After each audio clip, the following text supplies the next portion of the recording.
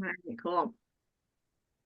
Welcome back from lunch or snack time or dinner, whatever it was. I hope you had a good break.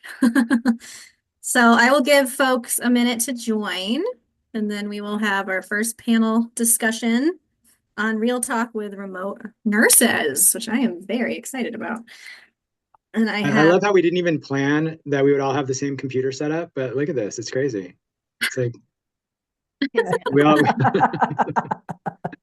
nice. Haha. We're everybody got the professionals. memo. I love it. Yeah. Hmm.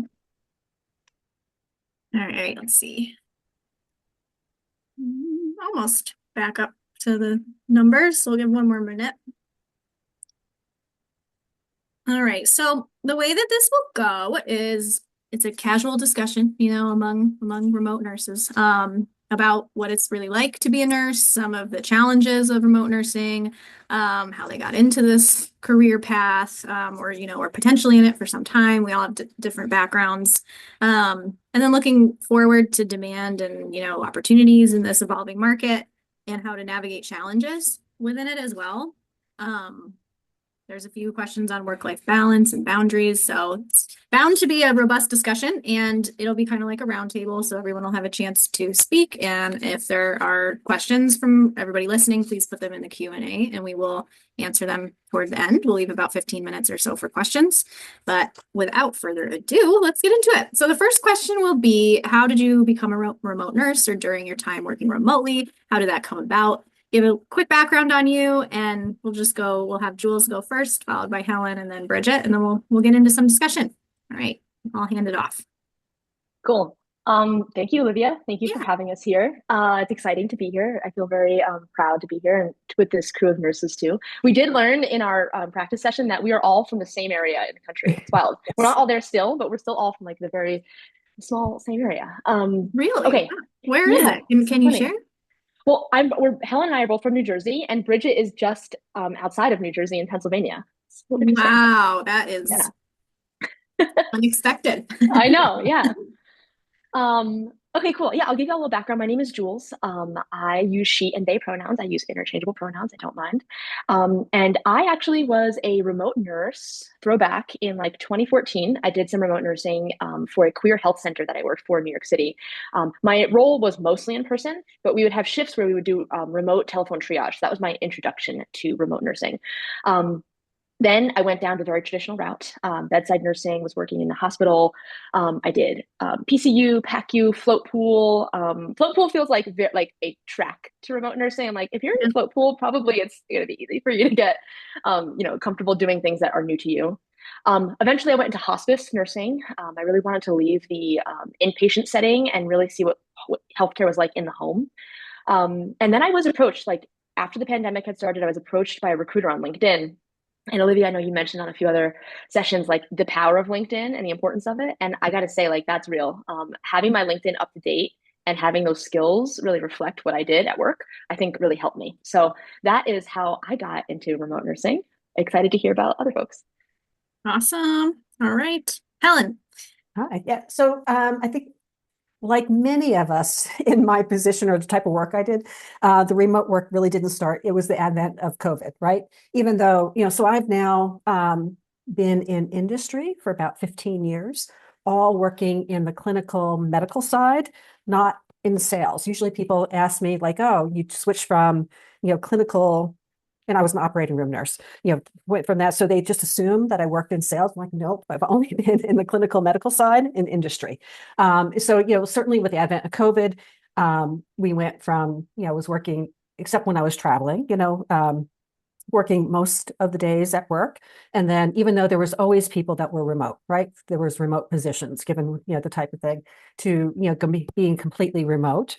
And, since that time, it changed slightly to, a few days a week to no days a week, depending on the role. And I think, there's a different aspect of, being in corporate America, and there was other considerations of, there was a lot of empty office space, right? And so that, the company was looking at what was the optimal thing. And they actually then chose to designate quite a few positions as remote only. versus hybrid. And that was really a means too of looking at consolidation of office space. So there's been a lot of learning in going completely remote to having a hybrid, and working with others that are completely remote from a perspective of how you, not just with meetings and whatnot, but how you maintain connections and move projects forward.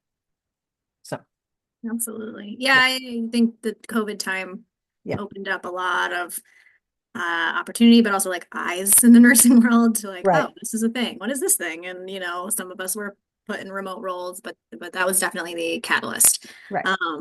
Awesome. Bridget. Yeah. So as Olivia knows, I have a very zigzag story. And Helen, we're going to have to talk because we have another overlap. So I've been in a remote position as a nurse for about 10 years now. And what's interesting, and until I really dug into what remote nursing is, did I realize how long I've been doing it. So I left bedside because I don't want to say it's classic, but I was burnt out. It was night 2 of 3. It was 3 a.m. I'm like, I cannot. I'm going to put myself in danger, my patients in danger. I'm like, I got to do something. Went on Indeed. This is when Indeed was like before LinkedIn. This is back in like 2014. And just looked for non-clinical RN positions. And I was like, what do I like to do? And I love the teaching aspect and the connection. So that ricocheted me into the medical device industry. So I worked as a clinical specialist. I was 100% remote. And it was amazing. I loved every part of it. They really encouraged me to pursue my master's. So that's how I got my nursing education, and it all kind of tied. I did move up into management, and this was around 21. I was a medical education manager. Again, talk about time management and being remote. That was 99% by myself in my home office, which was, again, an amazing opportunity. And how I ricocheted again into another remote opportunity, what I do now is I'm a medical writer as well as a legal nurse consultant. And that happened because of my children. So with traveling is amazing. It is an amazing opportunity, especially, if you have the time and capacity. But going from traveling 3 out of 4 weeks, 3 out of 4 weekends, it just wasn't conducive to our lifestyle at the time. So that's the amazing thing about our license, that we can pivot and we can do these things, and there is that opportunity within the remote space. So all of those things over the last 10 years, and you'll hear as we talk, I'm sure, like the thread that's pulled through. And the fun part, what everything fun is, in those 10 years, I still went back into clinical practice once in a while. I did go back into home care. I did go back into acute care, per diem float, just to keep your hand in and to keep your finger on the pulse, if you will, of like what's going on and to stay relevant. But that was my own. That wasn't required, but that was just something that drove me. So amazing. that's my story there. Thank you. Wow, you got in it early, back 2014. I did. That's how I was like, wow, this is. And I had people following me around. Literally, I would be doing education in services. Like, how do I do this? Yep. How do I do this? Well, I mean, it speaks to how challenging being a nurse is. And, I think that conversation was highlighted again with COVID. We all knew how hard it was, but that accelerated it for many, many reasons. The day-to-day, the strain, but it put a narrative out to the public, I think, for the first time, that highlighted what nurses do in a hospital setting, at least. And that really hasn't been there. I find that most people don't know what nurses really do, because a lot of people you're talking to in interviews and in the setting are healthy people, for the most part. So it's that narrative hadn't been there yet. So let's see. Are there any misconceptions that people have about remote nursing, kind of along the same theme? Whether they're nurses or not nurses. Are there misconceptions about remote nursing that anyone would like to clear up? You tell us who goes first. Yeah, we'll keep the same order. Yeah, everyone's jumping in. I think for me, especially, when I really transitioned full time into the remote RN world during COVID, there was a lot of memes and reels about the world shut down and everyone was working from home, and then there'd be all these memes about like, are you working from home, right? Like we saw all those jokes that were out there, and man, that was hard, because I think the misconception is that when you work from home, you're not really working. Right. And the truth is, like, if you want to keep your job, you better be working. And it's really on you to maintain the discipline to get the work done. It could be even harder than it is to like be in person to do that kind of stuff and to really keep the discipline. And the other misconception, I think, this hit me a lot, was that all of my other nurse friends and all of my like extended family members would say things like, oh, but Jules isn't a nurse anymore. And that was really whack, because, that does impact your identity, especially, if you've been a nurse for a long time. Being a nurse becomes a part of our identity. It's kind of comes with a gig. And to be questioned in that way is not fun. What I always say is that like it's really important for us to cultivate our own sense of identity, which I think I'm going to be talking about that later on anyway. But cultivating our own sense of identity in the nursing world, no matter what kind of nursing we're doing, and it starts really by like valuing all kinds of nursing, right? And really checking our own bias and checking our own judgments and preconceived notions about it. Because I'm sure a lot of people on this call, before even wanting to attend this or be on this panel, probably had our own thoughts about what that was like. Yeah. So that's my take on it. Those are my misconceptions. Thank you. Thank you. Yeah, Helen. Yeah, I think that the misconception was it's like both twofold, is that, I mean, the work had to continue on, right? And particularly when you're working in corporate, you still had to meet your goals and everything else. So yes, we're used to working. Everyone just assumed you were working, but you really had to, there was still medical education that needed to happen. There was still connections that you had with other physicians and surgeons and HCPs. And it's a matter of, it was drawing upon what you were already doing, because a lot of this, it was just another adjunct to what you were already doing. I'd like to do a medical education event that was remote. And it could be done. You just had to develop, or implement some new tools, right? Until there was some time where you could do some live sessions or whatnot, or even, working with the rest of your team. Like, how do you do that in the most effective way? And it's not just having team meetings, but being able to connect with people individually, right? So I think that was, I think there was this conception that you're just working by yourself and maybe have some meetings, but it's really like you really have to do more than that to be effective, right? Mm-hmm.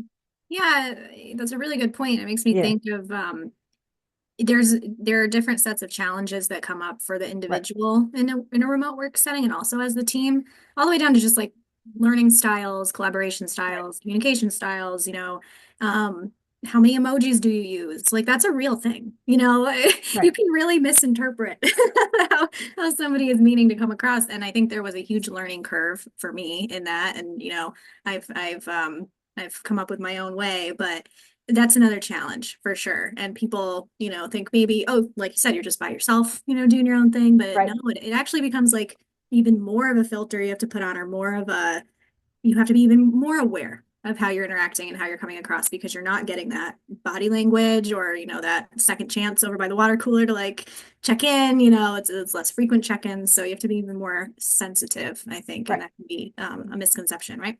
Right. Yeah. So yeah, and it's, again, we're seeing a lot of threads, a lot of themes, because one of the biggest misconceptions, even to me, coming, this is 10 years ago, Bridget, is that working from home is easy. It's easier. This is I don't say a cop out, but this is easier than bedside. I'm done. Like, that was my mentality going in. And it's not that it's easier, but we are so used to life or death situations, literally at the bedside, that shifting to that corporate setting, that remote setting, it's just different. It's a different set of challenges, like you said, Olivia, and something that you mentioned about communication and your presence. That's not something we think about often at bedside, because it's like, if we have to have a problem, communicate it, get it done, it's done right there. Done, move on. That's not the case in remote work all the time. So, and that's something I'll speak to a little bit later. It's just having that understanding of your presence, your online presence and communication precedes you. Mm-hmm. And that's how you show up. And that's really important. We don't think about that, because it's just like, well, I just have to get it done. That's our mentality as a nurse. And it's not wrong, but it's not going to help you succeed in the remote space. So it's just like little learning curves. And I think the other misconception, and I had the hardest time with this in each of my changes, going from that then to legal nursing and starting over, is that learning and receiving that feedback. And, oh my God, I have to do something different. But it's not that you're wrong. It's just feedback and an opportunity to grow. And I think it's a misconception, but it's also, like I said, an opportunity for professional growth. So yeah, it's not easy. That was the other, like, it's not easy. It's just different. And it can become easy, right? It can be like anything else. It can become easy, but don't go in. I would suggest not going into a remote role assuming that it's just easy street and you're getting a paycheck. Mm-hmm. That'd be awesome. Right. That'd be amazing. I think Ian Tom called it screen side manner earlier, and that was the first time I've heard that, like bedside manner and screen side manner. It's you do have to learn, and quickly learn how, if particularly, not just bedside nursing, but if you're in a meeting and it's live, how you present yourself and how you speak and how your body language is different than how you have to do it when you're online, right? And the WebEx, it's like different, and you have to learn you know, how that presentation is different and how to be most effective with it, right? So Mhm. it's different, right? Mhm. I've had people text me messages in the beginning, Yes. Bridget, check your face. Oh, It's like, okay, and I'm from Philadelphia. We were talking about where we are in the country. I'm from Philly. Yeah. So in the beginning, and again, 10 years younger, Bridget, my boss and mentor would be like, cut the Philly back, bring it back, bring it back just a well, little. It's not that it we all wasn't went through that. professional, but it's just like, really? Yeah. Well, Oh, we and went through one other that misconception. with the masks, right? When we all had to wear masks and then we all took them Yes. off. We all took them off. And we all had to Many remember how to masks were removed. smile. But the one other misconception that, and this isn't to like talk down, or I don't know if you guys felt this either, and we'll see, is that identity that Jules talked about and is going to talk about, like that pride as a nurse. Like you carry weight saying you're a nurse. When you go into a remote or corporate setting, Mhm. you're another cog in the wheel. And that's not bad. That means you're a part of a different team, but the nurse doesn't carry as much weight necessarily. And that kind of impacts and can influence how you, again, present yourself, talk, all the things. So that was, I would say, misconception, kind of like, oh, that was Mhm. spicy. Mhm. A new set of spicy to learn. challenges. Yeah. Mhm. Yeah. And I want to be sensitive to, like every nurse that works bedside is a really hard worker, like really hardworking. My, body working at home is much more calm. I do get downtime. I can separate and all that. And this, we could all debate this. We could talk about it open to you guys, but I want to be sensitive to the fact that like we're talking to nurses right now that are probably working bedside, right? So that is hard. Like that is the hardest job, which is why we're all here, right? Because we're looking for some sort of alternative, if not full-time, part-time, or something else to, shift our careers to, because and there's a laundry list of reasons, like I fully believe that bedside nursing could be way better in so many ways and really support nurses to, be healthy in their shifts and with their patients and not overstress them and ask for 13, 14, 15 double shifts. Like all that stuff contributes, the dynamics, the culture, the management, the relationships, like it's all a thing. And I just want to acknowledge like nurses are, even though we're past COVID and all this stuff, it's still like extremely challenging job. So, my aim, I think, would be to open up remote roles. How do we help, find remote roles that complement bedside nursing? And like we've all said, we all, maintain some sort of per diem. I always worked per diem. Like I've always believed, like you said, Bridget, that staying in touch with the patient care and how things are actually happening enhanced my work as a remote nurse, and especially in companies where I'm acting as the thought leader, the expert in clinical care, to make sure that I am, most up to date with the real clinical care that's happening, whether it's, working with medical affairs or devices or, education, to make sure that my remote world is staying true to what's really happening at the bedside. So kind of on that note, does anyone have any thoughts or feedback on that? Yeah, I want to add something. I really appreciate you shouting out all the nurses that are at bedside right now. I think it is a really important reminder that that work is so difficult. And I think the thing that I just want to say is that working bedside inpatient clinical care is a stress on our nervous systems. Our nervous systems are constantly in a fight or flight. And the skill that helps you navigate and manage that fight or flight is hypervigilance. And it's very difficult to turn off the hypervigilance when we go back home. I think I've experienced it. I'm sure a lot of people on the call have experienced it. And what remote nursing has really afforded me is the ability to decompress my nervous system a little bit, because we can't keep going without having some sort of slowdown, right? Even if you try something else and you end up saying, you know what, I'll go back to bedside. I like the clinical aspect of this.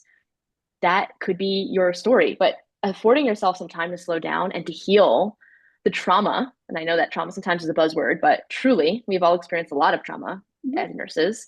To heal some of that is always a good idea. And the culture doesn't allow for there to be a lot of processing around the trauma that people experience, the vicarious trauma we experience through caring for our patients, the moral injury that we experience by having to live and navigate within this health system as it is right now. And those things really take a toll on us. So just want to acknowledge that the work you're doing is so deeply difficult and takes such a deep toll and is a very, very big sacrifice for like our culture and our communities as a whole. So like shout out, thank you. We appreciate everybody. Yes. Any other thoughts on that point before we go to a next question? All right. Well, we'll segue into, the main question, right, for everybody listening. We hear about rising interest in remote nursing, but current job postings don't always reflect it. Do you see this as a temporary mismatch or a sign of promising growth still on the horizon? So this question's getting at, the market, the demand on the nursing side, and I'm sure looking at LinkedIn posts with 100+ applicants can be a little discouraging. So where do you think that the job market is headed, really? And maybe we'll start with Helen. So I think one thing that I wanted, Olivia, something that you mentioned earlier is that when you're looking for that job, I think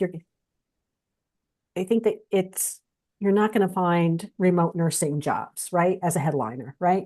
You need to, take a look at, particularly in, like if you want to go more on the corporate side, whether it's like medical device companies or pharmaceutical companies, they're going to have roles aligned to like clinical specialist or therapeutic area or medical science liaison as probably more of a first step getting into it, or something else, another company that may have something more specialized where if you actually look at the job description way down in the requirements, it will say, a bachelor's degree, but in health sciences or something along those lines. They may not actually say an RN, but it's whether or not you fit into that role, into those skills, right? So, so it's really taking a look at those. You have to take a look at the full job description and just looking at your skills, and it probably will not actually say RN or nurse. Some of them do, but usually not. So it's hard to even get a sense of the market because the jobs are not titled what we're searching for. And what like Instagram, and I'm guilty of, saying find a remote nursing job, but if that's what people are picking up and then searching for, the market doesn't necessarily reflect that right now. Right, because it will say, I'm sorry, so it will say, you'll see in LinkedIn, which, it will be like remote or hybrid, and you can put in filters. But I probably wouldn't put in nursing, right? I would put in other types of filters that are more healthcare based, right? Yes. Right. Yeah. Bridget. Yes, it is needed. And something that I learned when I was in corporate pharma, medical device, the people who value the outcomes of and the knowledge that nurses bring to the table will hire nurses. So again, if I don't want to say it goes back to keywords. It's not that you're looking in the wrong place, but you're not being specific enough about what you're looking for. So for example, you can see, and this is what I tell people when they ask, you're looking for clinical resource nurse, clinical specialist. Now in our world as nurses, when we think clinical specialist, we think CNS and that education track. No, we are technically experts, specialists, and those really fun words, those keywords to other industries. So that's one place to look. Where I would suggest, because I know where would we look? What would we do? Think about what you want to do, right? Because what I would tell people as well, like anything you work or handle or deal with at bedside, there is an industry, there is a corporate, there is another side to that needs nurses, that needs clinicians to be able to communicate that back into the field is what we would call bedside, back into the field. So back 10 years ago, I typed in non-clinical RN, educator RN, it popped up a lot more. Now, and it also depends on who the recruiter is and who's creating the job descriptions. This is another discrepancy. I see it. Yes, it's like a head nods. Yes. We have non-clinical individuals, not fault, but non-clinical individuals developing these roles and descriptions that it doesn't really align to what's being asked. I'll give an example. I recently interviewed for I'm not going to say the name because we're being recorded and it's a big corporation, medical corporation. They were looking for a writer and they said it could be a PA, NP, RN, MD. Okay. I had all the boxes ticked in requirements. So I was like, this is shoe in. I went through 3 interviews. It was a pharmacist interviewing me. And she said, I can clearly tell you're a nurse. I'm like, okay. You do meet the requirements. I had ANCC experience. They wanted it for CME.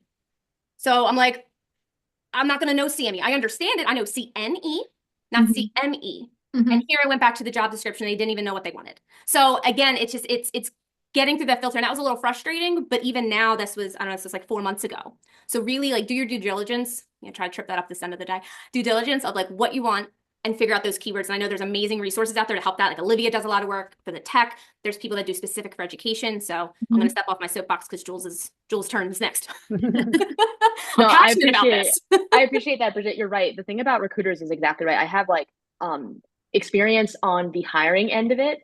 We had to hire a nurse somewhere specifically. like regionally specifically. And I was working with the recruiter, and they had, unless they've worked in like travel nurse world of recruiting, which is its own different thing, they have like no idea what's going on with clinical hiring. And they were very, very confused. They were having a hard time filling this like hybrid remote role, which kind of baffled me because everyone is looking for a hybrid remote role. And they referenced there being a little bit less respected because it wasn't a bedside nursing role. And I said, oh man, you are missing the opportunity that we have here. Like, this is such an opportunity for us to be capitalizing on what people want. And recruiters are missing it because if you're not a nurse, you really don't know. So I think like the recruiting aspect of it is a huge, huge deal on this one. Also, I think as I was prepping for this, I was like, let me look at some numbers, right? Because in this world, people love data. They love numbers. They love hard quantitative metrics. And, the question was like, do we see this of being like promising growth on the horizon? And the answer is obviously yes. I found here a metric that says the global telehealth and telemedicine market was valued at $113 billion in 2023, and it's expected to reach $462 billion in 2030.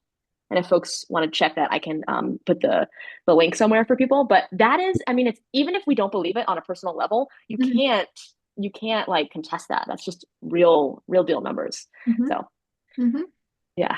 Yeah, and I think I can find this number. It's in one of my decks. But so, healthcare spending generally is in the trillions, right? And then 75% of all healthcare spending is around care coordination and chronic care management and administrative work. So when you're thinking about where nursing fits into this telemedicine future, right? That administration, there's going to be tech and AI and all these things, right? But the care coordination piece, the chronic care management of the aging population, like that is squarely in the nursing expertise, right? So I agree with you, Jules, and the future, I don't think there's much debate around, the roles for remote nurses, but Bridget's point is very spot on right now. And I wonder, how do we have, play a role in training recruiters, or how do we, or help nurses that are looking for these roles filter out based in the job description to know if it's an accurate job description? Like, that seems like a huge, if we could measure the amount of time that nurses are probably cumulatively spending trying to filter through all these, and then they get to an actual interview and learn, my recruiter kind of messed up the job description, like it's not even accurate. That's a huge misuse of time, right? Huge. That could have been prevented if we can somehow get ahead of that. But how is there any way that, the people on this conference, right, the people here can get ahead of that, can filter better, or how can we be part of crafting these job descriptions at this time, before it kind of ramps up? I'll just open it up to anyone. I mean, that's a good question. I mean, yeah, it is a good question. Even though I have to say, in my experience, it's not just the recruiter who is doing the job description, it's the hiring manager that has to approve of the job description. And so, I think there's some, whether it's, it is a priority for them to hire someone, but, job descriptions in general are considered to be a bit boring, right? So I don't think that necessarily affects. I think that whenever there is an opportunity, whether it's working, speaking with a hiring manager or recruiter to talk about, what the real aim is and what the real, and who, how that meets the requirements, right? So. Yeah, it would probably be a very good use of everyone's time that is applying to a role if instead of, what I was proposing earlier, match your resume to the job description, try to have a conversation with somebody, because the remote career path is so new for nurses. We should assume that it's equally new for the hiring managers and the recruiters in these companies. And if we can have the goal too, getting a job is the goal, but if there's another seed, when you're talking to this hiring manager of like advocating for nurses in these roles, even if it ultimately doesn't pan out that they wanted a nurse, or, you don't fit the job description, you've had 10 minutes to put a bug in this person's ear, right? And that could kind of be our professional, mission here, is to try to educate, right? The people that are making these job descriptions. Good points. I was going to just piggyback off that. It's almost like our responsibility to, like, we as the interviewee, we're also interviewing the company and the people in the position itself. So sometimes your questions may not get answered if you're meeting with the screening recruiter. but they'll communicate with the hiring manager, be like, hey, they asked this, and not just about money. Usually like financials, it's off the table, but culture, expectations, because in that interview process I was just describing, that there were a lot of red flags. I'm like, this job, it's amazing. It ticked all the boxes, but there were red flags. And I'm not pursuing, and I don't think the goal of pursuing a remote role or a different job is just to escape where you are. Right. Like you want to go somewhere, you want to make it worthwhile. You don't want to go from burnout to burnout, because that was something, it's not for this but it was a conversation that to be had. I burned out in the beginning of my remote career because I was, to what Jules mentioned earlier, the go, go, go, go, go, go, go. And it's like, I had to recalibrate and reteach myself. So you don't want to just get in and be like, yes, I have this new remote job. And then it's completely misaligned. You hate it. And it may not be the best for you. And then remote nursing is doomed. Not the case. So it's almost like take a breath and then you also interview. And it's empowering because you're making that decision as much as they are. Very good point. Okay. It's already, I don't know what time it is anywhere, but we're almost to Q&A. So I'm going to buzz through a couple of these here. So standing out in a competitive field, well, let's kind of take one more here. Given the limited number of, remote positions, what key skills or experiences can help nurses differentiate themselves? And, certifications has come up a lot already today in courses and certifications. And again, I stand my ground on that one, but maybe I'm wrong. So maybe I want to hear your thoughts on that, and then maybe a quick sentence or two on how should nurses be thinking about further certifications in something related to, remote nursing. Start with Jules. Sure. I am actually somebody who does not have a lot of certifications. So I did not take any of those, data analytics courses and things like that to get the certification to put it on my LinkedIn. No shade to people who do that. I think what I have learned in my career path is that I need to learn. If I'm going to take a class, it's because I need to learn something specific. And if I need a specific skill and it means I have to take the class, then yes. If it means I have to talk to other people who have that skill and spend 30 minutes to an hour with them in order to understand why I need the skill and ways that I can practice it on my own, in this world, like using AI and using the interweb in general is like such a great way for us to learn and practice. For me, and there's a lot of different people, the way that people learn on here too. So for me, like, I just got to do it. I got to get in there and start doing it, and I got to break it. And then I have to understand why I broke it, and then I will be able to do something. So I think that I agree with what you're saying. And I think the other thing is just really being able to sell yourself. Like, you got to sell yourself when you are designing your resume, setting up your LinkedIn. And my big thing is like authenticity. I try to really put out there, my online presence is supposed to be really authentic to myself. So don't be afraid to be yourself. People want to know like who you are, and they're not just they don't want just another number. They want to know who you are. They want to understand why you feel connected to the work that you're doing, and really creating that online presence has helped me do that. And the last thing I'll say is like, all the skills we have as nurses map to the things that we do in remote work, right? Like, you are a project manager every single day. Just because you don't have a project manager certification, which I do not, and I do a lot of project management at my job, it is just like utilizing the skills that you have used in a hospital in a different way. So yeah, that's how I approach this. Wonderful. Great answer. Helen? So I don't have a lot of certifications either, but what I did is I did get certifications that were important to the job that I had. Like, so certainly I was certified nurse with the operating room. But when I was planning and wanting to move into industry, certainly I already had my MBA, but it's still hard to move from a clinical position to an industry position, right? But I did get a certification, did the coursework for clinical research, because that was also a particular stepping stone. And then, being in industry, I've only really taken additional things that were specific to the job that I needed to the job. And certainly from an industry perspective,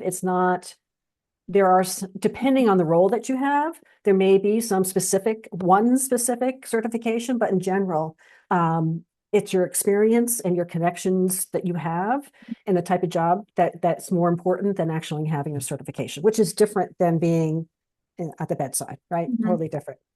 Yes. Yeah. I agree with that comment on corporate. Less emphasis on certifications for sure. I do think that it's used a lot. Okay, I don't want to go down a massive tangent. It's used a lot in hospitals, it's used a lot to differentiate between seniority and, and like, so everyone should just be aware, but just be aware before you use your valuable time for it. Okay. Okay, Bridget. Yes. So I did not get my alphabet soup until I was in a remote position, which is interesting. I had my bachelor's, my RN. I went to the role, and to piggyback off of Helen, my company paid for me to get those certifications in education. I worked for a wound care company, paid for a WOCM program. I chose to just do the wound care because ostomy and continence wouldn't really work with that. Same thing with my nursing ed. So you don't need it. It's a nice to have than a must have, in my opinion. What's really cataclysmically important, I don't know how that rolled better than due diligence, is the ability to sell your story. And that's something what Jules said is really to sell it, because perfect example, I went back to bedside. So I was out of bedside for like 5 years. I was going back to a per diem role, that's interesting, right? Not a lot of skill. I was also pregnant. Interesting. And the question was, why do you want to come back? And I was just honest. I was like, listen, I know my skills. I know the basics. Yes, I'm going to have to, fine tune some things, but the ability to work, the ability to do it, I'm confident in that. And that ability to sell your story and sell your why wherever is going to impress upon them why they should hire you. And that's in any role. And you can spin it. We can talk keywords. We can talk transferable skills. None of that matters unless you are able to communicate that. And that's just my take on it. Totally.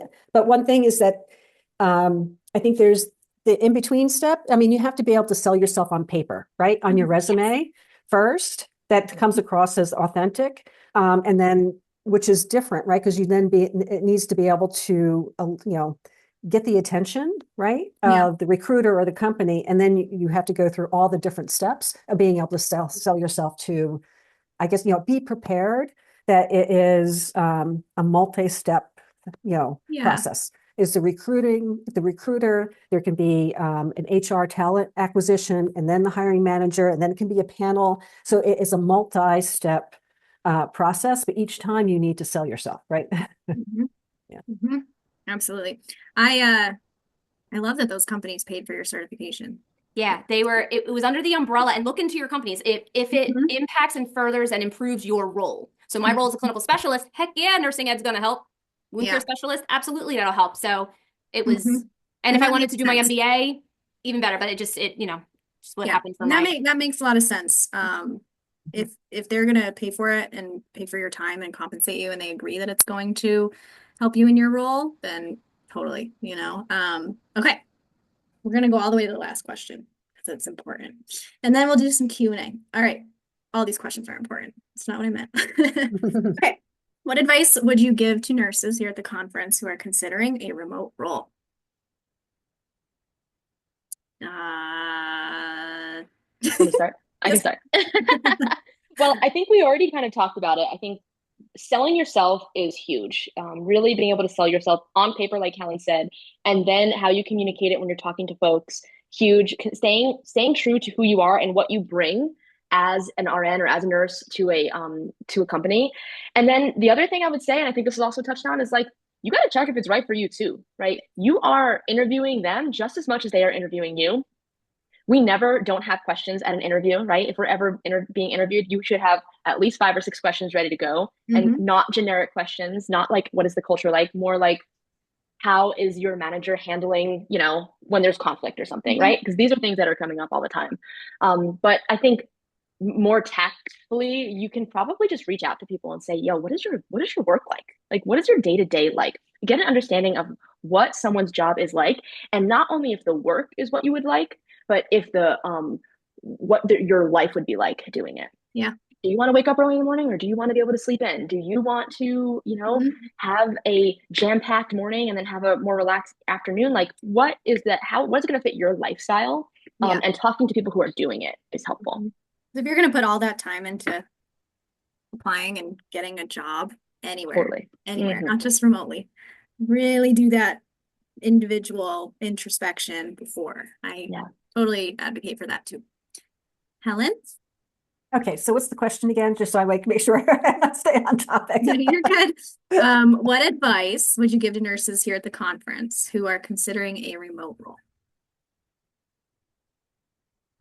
There are so many different avenues that you can go. It's not just one role as a remote nurse, right?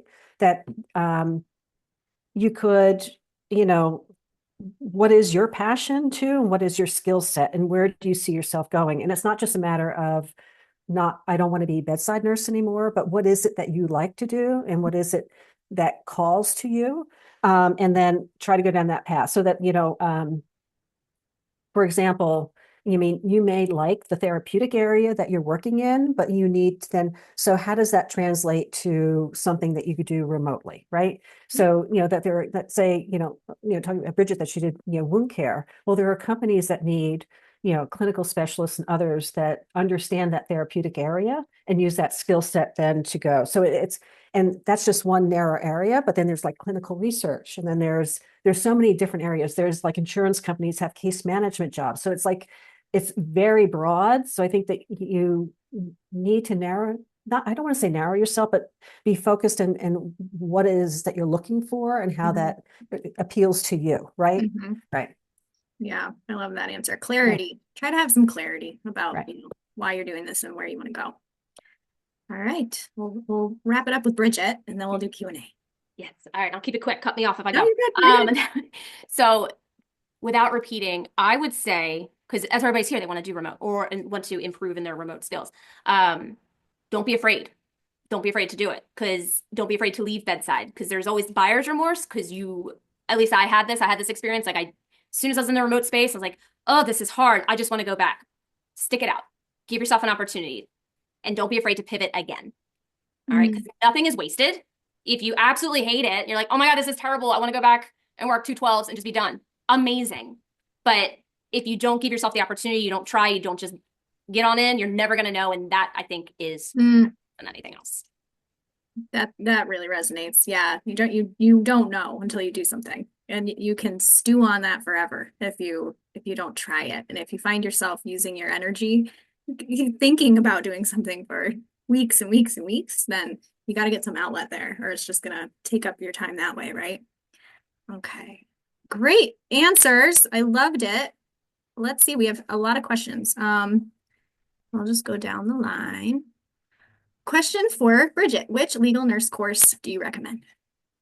Ooh, all right. We talked about how every different area it's a whole nother world. Okay.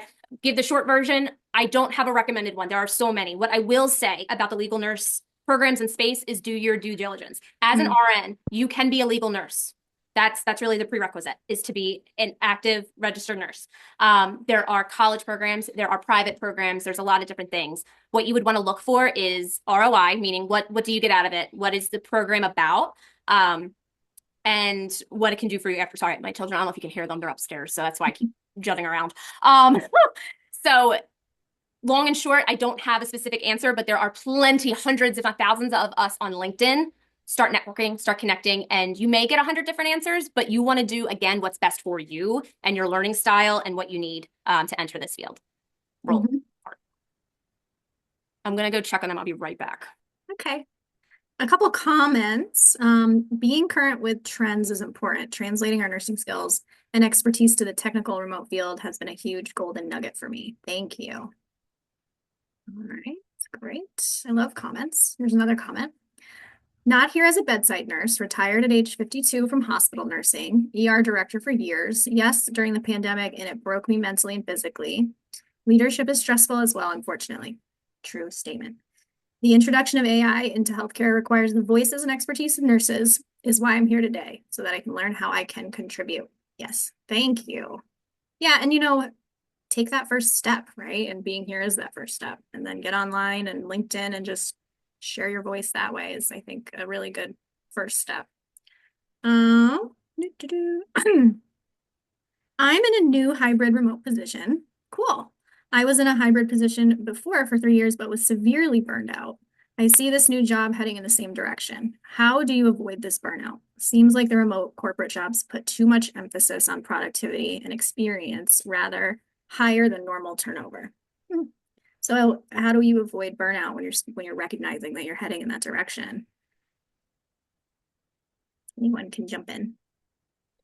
I would say, I think it's great that you're aware that you're feeling burnt out. I think one of the biggest things is having insight. And sometimes when we say we're burnt out, we've been burnt out a while before we even say it. some signs and symptoms for me is when I start to feel like I don't care about what the result of something is, and I just want to get it done. That's when I'm like, ooh, that's not great. So I would say check in with your company's PTO. What is their PTO policy? Are you able to get some extra time, take some time off? Taking time off is huge. I've had like, it's kind of like when you're upset about something and then all you need to do is take a nap and then you wake up and you're like, oh, I feel so much better. So sometimes taking time off can really help reset. And then it can help you reset. And then when you go back to it, you can have healthier boundaries. It's hard to have good boundaries when you're already in burnout. If you can decompress, get some time, and then kind of amp yourself back in, going back in to really have better boundaries, whatever that looks like for you. So I think boundaries are really personal, depends on what people are comfortable with.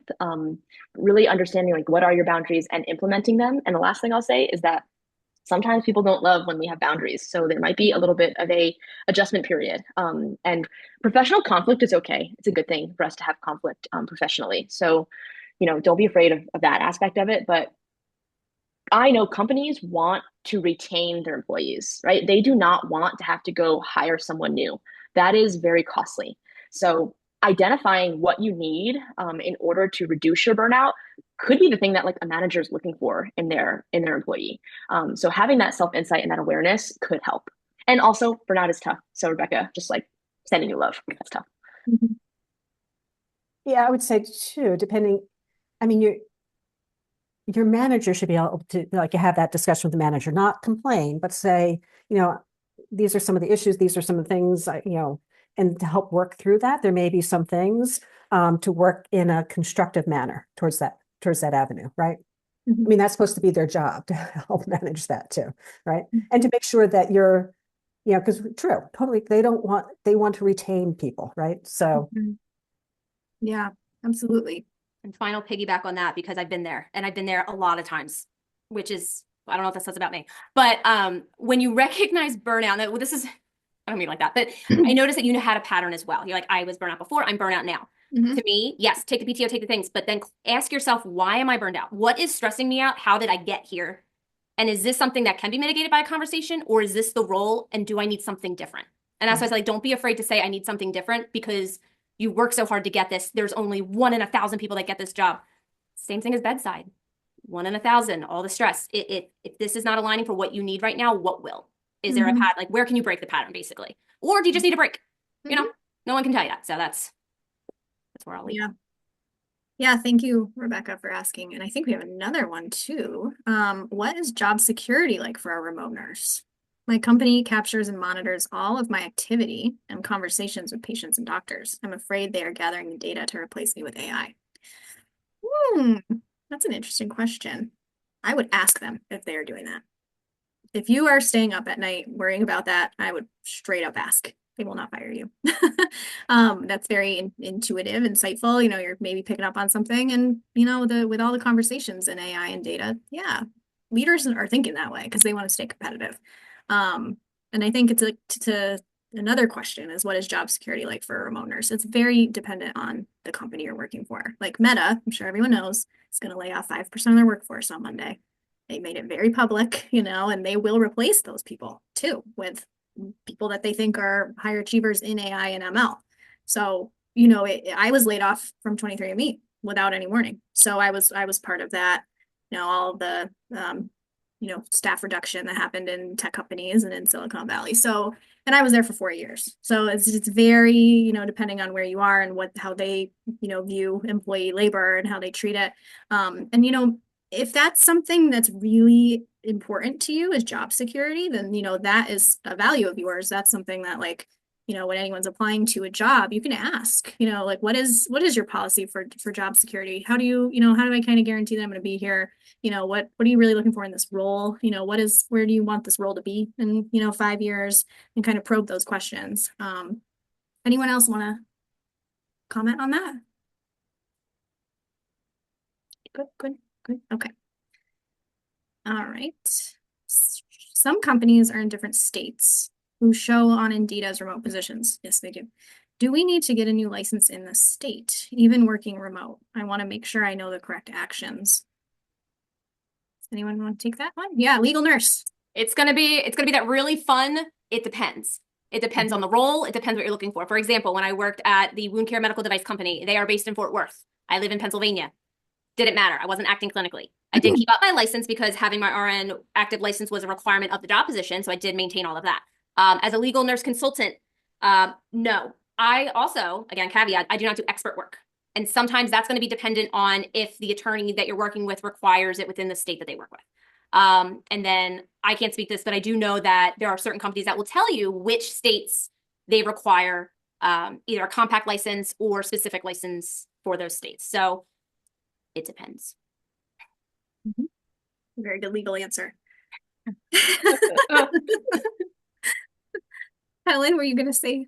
No, I agree with that. I mean, typically, I mean, if they require you to have a license, right, an RN license, but that would be all, because if you're working for a company, then typically, unless it's an actual clinical care company, you're not given direct patient care. You may be teaching those that do give direct patient care, but so you're not required to have a license in that state. Your job may require you to have a license, but not state specific, right? Because you're not supposed to give medical advice or stuff like you're not allowed, right? But you can teach others about what you're doing, but you're not giving, typically in a company you're not giving direct patient care, right? Unless that company's that's what they're all about, but many are not. Right? All right, there's one more comment. An area you talked about was how we could reach recruiters to understand what nurses will do remotely. I wonder if using LinkedIn to educate, there could be an AI video from what they've seen recently. Like using AI to educate recruiters and managers. Oh yeah, possibly. If that's something you've seen, feel free to share it in the chat in the main lobby area. That'd be interesting. All right. Yes. Any final questions, Bridget? I have one final thing, and because I know AI is coming up and we're talking tech, we're talking AI. I want to kind of alleviate some consideration just from my experience. So as a freelance medical writer, the big thing about a year and a half ago is AI is replacing us. No. We learned that the hard way. Same thing with nursing, AI, and we'll have this conversation tomorrow, nuanced.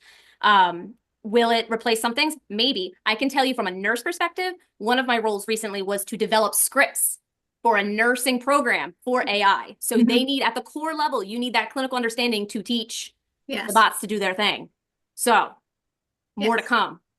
Yeah, that's a real job right now. I see a lot of AI training tutor roles happening right now. And like those AI outputs are only as good as the inputs that we put in. And we are part of putting in good inputs. Like that is an actual role. So agree, Bridget, like it's not so much of a replacement. It's more of like we need to be enhancing because companies want to scale.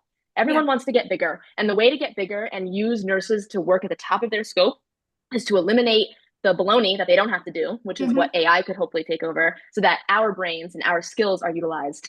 Anyway, I'm getting fired up. Yeah. Tomorrow's AI day. So everyone come back tomorrow. Yeah. Hey, all right. Thank you all. Great discussion. I just have one, I'm noting one question that came up in the lobby chat. And I think, Jules, if you can maybe take this question for your next session, it just has to do with burnout. The question is, how do I get over burnout and heal after loss of health from fight or flight mode for after years of nursing, experienced nervous system dysregulation, et cetera. Maybe that's just something you can kind of further address in your session coming up. Totally. Thank you, Jeffrey. Appreciate it. Yeah. Okay. Come back in a minute. We're gonna do a raffle. Thank you guys. Great discussion. Thank you. See you in a little bit. Thanks, Thank y'all. you. Nice to meet everybody.